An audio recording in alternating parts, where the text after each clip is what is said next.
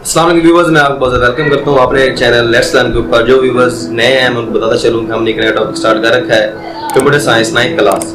उसके अंदर हमने इससे पहले डिस्कस कर चुके हैं फ्लो चार्ट और एल्गोरिथम को। आज हम डिस्कस करेंगे वैलिडेशन और वेरिफिकेशन। तो चलते हैं अपने टॉपिक की तरफ। आज हम डिस्कस कर रहे हैं वेरिफिकेशन और वैलिडेशन। वेरिफिकेशन और वैलिडेशन के अंदर बेसिकली दोनों के अंदर काम एक ही है, तस्दीक करना।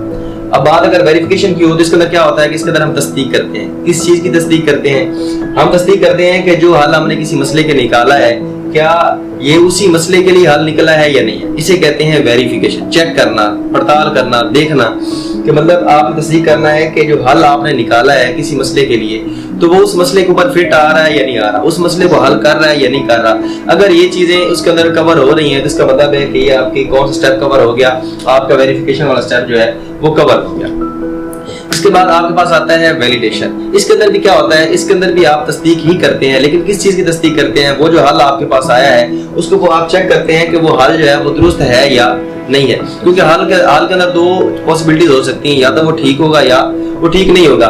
मिसाल के तौर पर वेरिफिकेशन में अगर आपने मसला हल करना था कि जमा का सवाल आपके पास है, तो जमा का सवाल हल करने के लिए जो आपने हल पेश किया, मतलब आपने उसके ऊपर जो ऑपरेटर आपने इस्तेमाल किया, तो उसको आप चेक करते हैं कि वो मसला आपका हल हुआ है या नहीं। तो ये तो होगी आपकी वेरिफिकेशन। अगर वैलिडेशन की बात की जाए तो इसके अंदर क्या होता है कि वो जो आपका हल का जो जवाब आया है तो आप उस जवाब को चेक करते हैं कि वो दुरुस्त है या नहीं है। तो इस चीज को जब आप चेक कर रहे होंगे तो ये आपके पास क्या आता है, वैलिडेशन देता है। तो ये था हमारे पास वेरिफिकेशन और वैलिडेशन। इतना ही सिंपल सा टॉपिक है और ये पेपर्स में अक्सर इस तरह की चीजें पूछी जाती हैं। तो जब भी फर्क है तो आपने इस अंदाज में लिखने की कोशिश करनी है। अगर आप इस अंदाज में लिखेंगे तो अगर 2 नंबर का क्वेश्चन है तो आपको इसके पूरे नंबर मिल जाएंगे। तो वेरिफिकेशन और वैलिडेशन में मैं उम्मीद करता हूँ आपको इस चीज की अच्छे तरीके से समझ आ गई।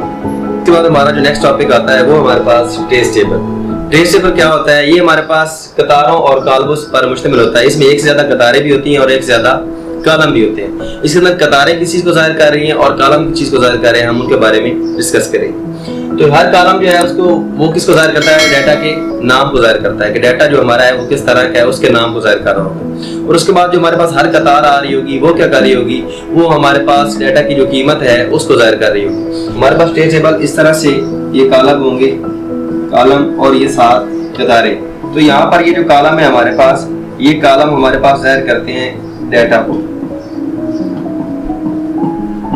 डाटा का जो नाम होगा उसको हमारे पास ये कॉलम जो है ये जाहिर कर रहे होंगे। और जो हमारे पास ये रोज आ रही हैं, जो कतारें हैं, ये उसकी क्या, ये उस डाटा की क्या कर रही होंगी, कीमत को जाहिर कर रही होंगी। तो ये ट्रेस टेबल हमारे पास एक छोटा सा टॉपिक है। इसके अंदर क्या है कि हमारे पास ये कॉलमों और कतार पर मुश्तमिल होता है। और जो हमारे पास कॉलम होते हैं वो डाटा के नाम को जाहिर कर रहे होते हैं, और जो कतारें होती हैं उसके अंदर क्या होता है कि वो जो डाटा है उसकी क्या होती है, कीमतें होती हैं। तो व्यूअर्स, उम्मीद करता हूँ कि आपको इस टॉपिक की अच्छे तरीके से समझ आ गई होगी। तो जिन व्यूअर्स ने अभी तक हमारे चैनल पर सब्सक्राइब नहीं किया तो उस रिक्वेस्ट है कि हमारे चैनल को सब्सक्राइब करें और बेल आइकन को जरूर प्रेस करें।